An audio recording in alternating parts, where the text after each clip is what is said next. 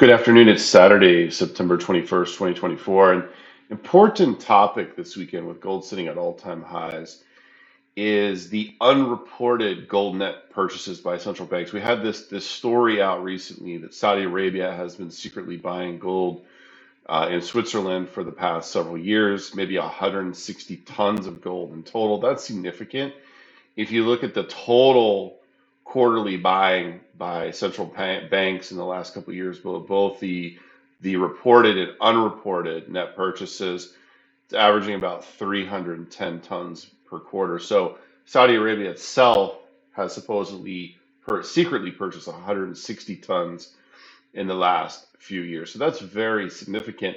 And that's after Saudi Arabia did not report any official gold purchases for more than a decade. And now they're secretly accumulating gold in Switzerland. I think that's a significant story.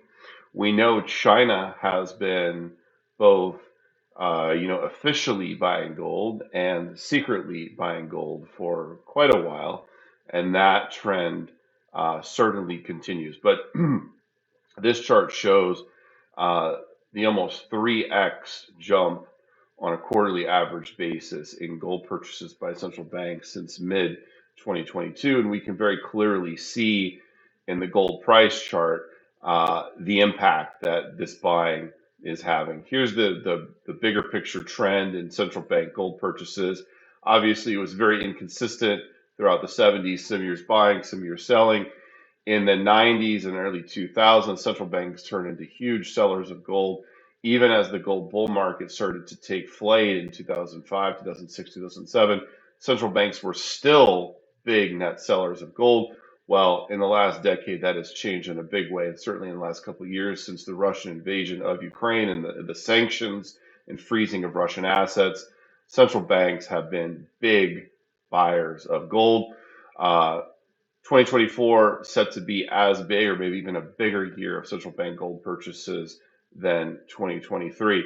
And here's this story exposing Saudi's central bank's secret gold buying in Switzerland. And basically, this is some sleuthing, figuring out that, hey, there's all this gold buying, but only a certain amount is actually being reported and claimed by the central banks. Who else is buying it? And the obvious suspects are China and Saudi Arabia as they de-dollarize their reserves. And we're seeing other central banks like India, obviously Russia, and even some smaller ones in Asia de-dollarizing, diversifying their reserves and getting a stronger foundation for their own currency. And that's why you have the gold in your central bank vaults, is that store of value, that timeless store of value with no counterparty risk.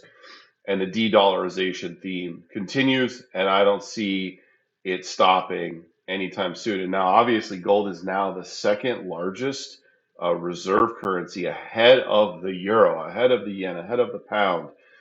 Obviously, still well behind the dollar, but the de-dollarization trend is in full swing, quite healthy. You can see the yellow expanding here in the last few years as the gray dollar goes under 50% of reserves as of Q1 2024. It'll be interesting to see what this data looks like at year end. I bet gold will have an even bigger percentage of the reserve assets across the globe than 18.2% by year end. So important trends in the gold market, worth really paying close attention to and helping to underpin the price rise and the new all-time highs. Thanks for watching. If you found value in this video, please hit the like and subscribe button and follow me at CEO Technician on X.